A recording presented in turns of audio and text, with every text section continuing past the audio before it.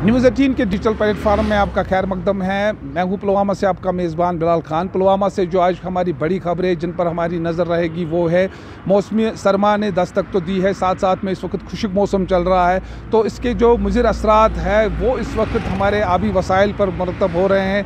नदी नालों में अक्सर देखा जा रहा था कि इसमें पानी की सतह जो है वो कम होती थी, लेकिन अब जो यहाँ पर कुदरती चश्मे जो है वो उनमें पानी की सतह कम हो रही है, जिसकी वजह से कुछ इलाकों में जो है पानी पीने के पानी की किल्लत हो रही है। और साथ साथ में अगर देखा जाए जो इस वक्त इनमें जो लाइफ है, एक्वाटिक लाइफ है, चाहे मछलियाँ हैं या बाकी स्पीशीज़ है, उन पे बुरे असरात मुरतब हो रहे हैं, तो इस पर भी हमारी नज़र रहेगी। साथ साथ में अगर ये देखेंगे जो पुलवामा के इंदरवाली या बाकी जो बालाई इलाके हैं इनमें जो डेवलपमेंट वर्क्स है वो रुकी पड़ी हुई है, क्योंकि फॉरेस्ट एक्ट के दायरे में इन इलाकों को नहीं लाया गया है। महकमे जंगलात ने कई जो तामीराती काम है उनको रोक दिया है, जिसकी वजह से इन इलाकों में जो डेवलपमेंट वर्कर्स है वो बंद पड़े हैं, लोगों को मुश्किलात का सामना है। तो ये भी हमारी खबर रहेगी। साथ साथ में अगर हम देखेंगे सियासी हलचल पुलवामा में भी देखने को मिल रही है। एक तरफ बीजेपी पद यात्रा कर रही है, तो दूसरी जानिब से अगर कांग्रेस की बात कीजिए, कांग्रेस भी